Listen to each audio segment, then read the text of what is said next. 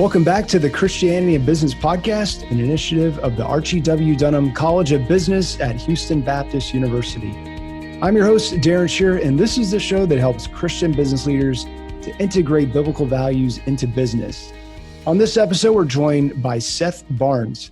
Seth is the co-founder of Global U, a Christian gap year program for artists, builders, and entrepreneurs looking to live a life on mission. And if you're not familiar with this concept of gap year, it's basically when a young person graduates high school, and then a lot of times nowadays are taking a year off to really decide, do I really want to go $40,000 into debt for college, or is there another path that I might want to take? And Seth is offering another path.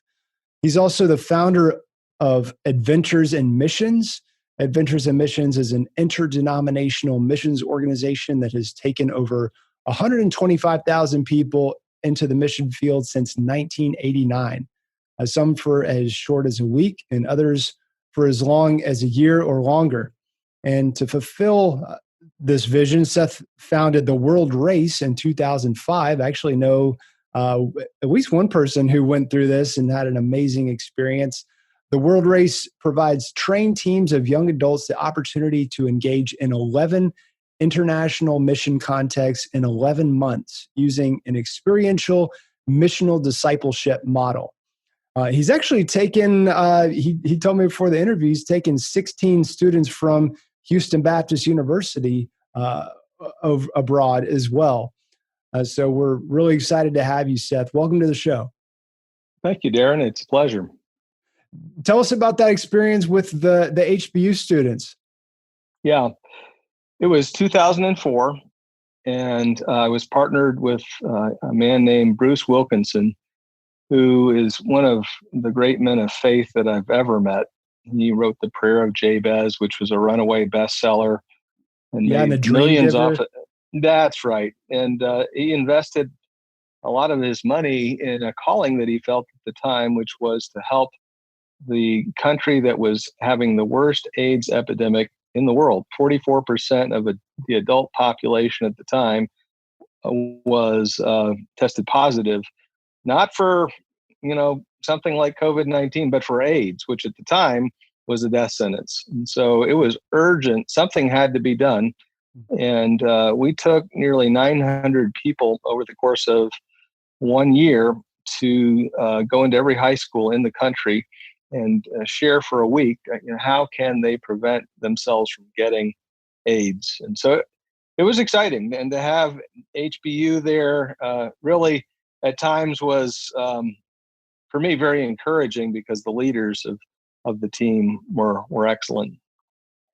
And so you're a missionary. You've been, give us a better sense of kind of the journey that you've Sure. been on as a missionary all these years. I'm not a typical missionary. So you think about a missionary and you go, well, he's probably a preacher or something. I'm not I'll preach, but it's not my favorite thing to do. God has gifted me to do is to start things. I'm an entrepreneur. And actually, I was in college and had businesses, and you go all the way back to my college experience at Wheaton College. My senior year, I had a couple of businesses, and I was engaged, or almost to the point of being engaged, to my future wife. Life was good. And then God reached out to me through a magazine article that I saw talking about this genocide going on in a country called Cambodia. And it was the killing fields. And 2 million of the Cambodian population were being killed. That's 25% of the entire population. And nobody knew about it. This is the first, and anybody had seen these horrible pictures of people struggling to get across the border into the refugee camps. And I felt the Lord saying, go, like, these are my people, leave everything that you have, your wife to be, your friends, your school program, and help my children. And so I did. And within 2 weeks, I was on a plane to Cambodia, or to Thailand, actually, where the refugee camps were. And that experience changed my life. I realized, oh my goodness, I can I can actually help people. And you know what?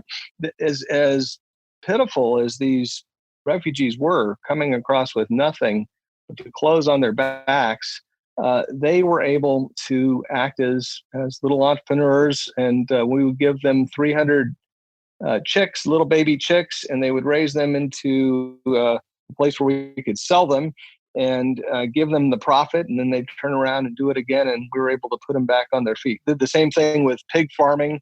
And, I just saw, my goodness, we don't have to hand out food or money to these people. We can just give them a hand up.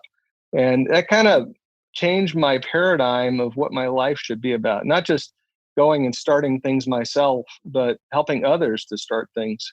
So after getting married to Karen, we went and worked with the micro enterprise loan fund in Indonesia and worked in Bali. It was one of the first ever back in 1980. And there again, I was able to kind of continue on helping others as entrepreneurs to launch their dreams.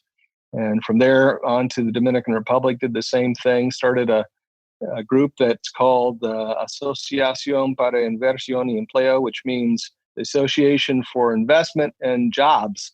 And if you go there now, you'll see dozens of offices around the country and hundreds of thousands of jobs that have been created through microcredit. And so, I just early on was fortunate to see the power of business to change lives. And it's kind of been the theme of my life, is to take the Lord's giftings and his body and to help them to flourish by using business. And what led to you starting Global U? I know you started Adventures in Missions back in 1989, and 125,000 people have been deployed all over the world. And fairly recently, you started Global U. What's that all about? Well, there's a young man named Josh Owen, and he's maybe 26 years old now. And a couple of years ago, Josh and I were talking about how, as entrepreneurs in college, there really wasn't anything for us. And even now, there may be classes that are taught for entrepreneurs, but there's little in the way of the kind of mentorship and opportunity that you need to help you get to be better. And he had discovered a group called Y Combinator, which does a good job, but it's a secular group. And we just wondered, what if we could create something that would be like an accelerator that would help young people to start their businesses and help them to learn how to be not just an entrepreneur, but a very successful one that would help address the problems of the world, and to use that as a learning experience. And so we began to just brainstorm, what would that look like, and how could we create the kind of school that we would have loved to go to, that would have maybe saved us years and years of our own lives had we been able to go to it, when we were, instead of college. And so that's a couple of years ago, we started Global U, finished our first year in May, even through the COVID crisis. And now we're launching our second class. And along with it, we're developing a program called Entrepreneurs in Residence. And the idea is to put people through an accelerated kind of Shark Tank experience where you take an idea, you begin to develop it, you go through the Shark Tank with angel investors and mentors, you get additional funds if you need them, and then you go on and kind of explode the thing outward. I've seen it, for 40 years now, I've been doing something like this, and I've seen businesses scale very quickly, and I've been a part of that, and just want to pass on the secrets to others. And how do you see discipleship happening in the midst of this educational context?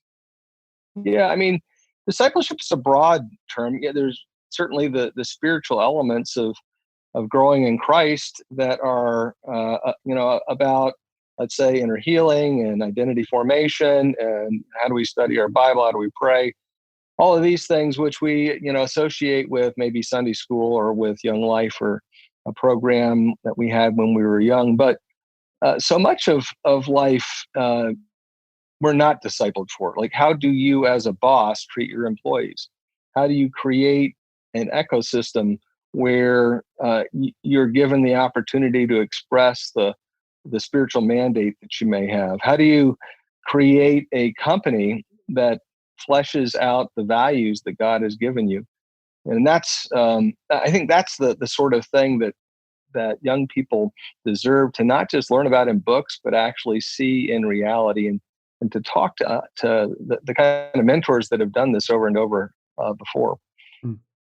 Do you have any examples of maybe students or just memories, recent Yeah, memories of what's been happening in Global U? sure. So many. Before, let's trace it back maybe 6 years. And if you go back about 6 years, there was a program that preceded this, which was it was similar, but we hadn't formulated a lot of the superstructure of Global U. And there was one young man along the way named Justin Schneider, and I've known Max Schneider, his father, all my life, and have watched Justin grow up. And he's just one of these young men that's going to change the world. And you can see it. He was a decathlete and he did well. He went to Notre Dame and he did well. And he was a designer for Nike, designed shoes, New Balance. Actually, it wasn't Nike, it was New Balance and a couple other shoe companies. And he went on this program for a year with us, and we were hiking in Spain on the Camino de Santiago. I remember having a conversation with him where he said, what should I do next? Should I go and get my MBA at Stanford, or maybe start my own firm? And I said, Justin, you've always succeeded at everything you've done, and what I think you need is the opportunity to fail. I think you need to raise the stakes some and see if you how high can you jump? Because he had been a high jumper too. Mm. And he eventually did that and started his own shoe company and called it Wolf and Shepherd. And within about 4 years, that thing had had a valuation of like $30 million. Wow. Tremendous success. He was in Forbes 30 under 30. And you know what? It's been interesting to watch him pivot during the COVID crisis, because he sells high-end shoes that also are performance shoes. And he's had to make several extreme pivots. And he's, gone from high growth to break even, but he's continued. And, that's the sort of thing. Wow. Can you develop the company in the first place? That's a huge lesson. But then secondly, when circumstances change, can you pivot? Can you lead through the crisis? And so seeing him do that so well, just that's the sort of thing that others need to learn. And so Justin became one of our mentors, and he is very interested in giving back. And what does that look like? Well, it looks like somebody like Haley, who put us in touch with one another. Darren, she connected us to a third party, Bob Davis, and here I am talking to you. And Haley has got similar dreams and went and visited Justin in Southern California. And it looks like somebody like, let's see. There is a program called Books Unbound by Sophie Danielson. Sophie went with us this past year, and Sophie, completely different direction, not a high-end performance shoe, but just creating the opportunity for refugee children to learn how to read, and to do that for the largest refugee camp in the world, and to go and to live there and to create dictionaries that taught young people using pictures. I mean, just a real innovative approach. And she, was another one who, having gone through our process, was able to be more and more successful. So, it doesn't matter, what kind of a dream you've got. If it's a dream that comes from God about building his kingdom, there's a process that can be imparted that makes those dreams come true. And that's what we're about teaching. Yeah. Seth, where do you see missions heading in terms of business as being part of the engine for fueling global missions. Yeah. Where do you see things headed? Because it seems like there, So back in the years ago, it was the paradigm was, you just kind of raise support and then you go and you start a church or something like yeah. that, and just kind of be like a chaplain type missionary. But is that changing at all? So much. I mean, it's if you're going to go into the 1040 window, if you're going to go to Muslim countries, you really do need to have some kind of an enterprise as an engine. I'll give you an example. One of the companies that we went and helped was called Cloud Factory, and our team went into Nepal, and we engaged in a process of teaching their their staff and workers in leadership and discipleship. As a Christian founded business, but it's about taking data, uh, analog data, and turning it into digital data. And huge projects for like the U.S. Census, and they would train people in very poor countries like Nepal or Kenya to to work on computers and give them these basic jobs. And they wanted them to be discipled as well, and they wanted them to learn leadership. So what a great opportunity to partner with them. And it didn't matter that this is a for-profit business, because they were able to impact people probably a lot more profoundly than many churches that might have attempted to get into Nepal. So I have seen over and over again that for certain environments, the way to get in there and to make a difference is through business. I mean, if you look at Nigeria now, some of the biggest churches are founding all these businesses, and they're developing massive developments where maybe 5,000 houses of parishioners are there, and they've got businesses all around. And so, if you look beyond the U.S., oftentimes we look at our bubble here and we go, well, that's you're limited what you can do, and I just want to say, if anybody who is interested in making a difference in the world and wants to go beyond our borders, boy, the fields are white. And learn how to do business, learn how to be an entrepreneur, and you will never run out of opportunities. Yeah. And of course, right now we're in the middle of this COVID crisis around the world. And how is this impacting your missionaries and just kind of the Yeah, current paradigm for because I know, yeah. for churches, everything's going online. What are missionaries doing? Well, it's definitely hit the pause button. So when it happened, February, March, we had 600 people overseas. Not We have 8 or 9 different bases with hundreds of people at those bases. Those people stayed on, but the 600 or so people from America, young people that were on mission, had to come back within a week. So within a week, we had to bring back all these young people. And I had to book tickets. We had to make huge changes in our plans. And then, it was kind of sad for them, hard for them, because they had all these expectations that had to be debriefed, and what to do next. We've had to pivot 100 times. But for something like Global U, they'd been to Spain, then they went on to Thailand, from there to Nicaragua. And with a couple of months to go, we brought them back to Gainesville, Georgia, our base, and we continue to teach them and to help them to actually ask the question, how can we make a difference in a world that's infected by this virus? What can we do? And so each student had to answer that in a practical way, not hypothetically, but actually, some planted gardens, others made masks, and some adapted their projects to address the needs.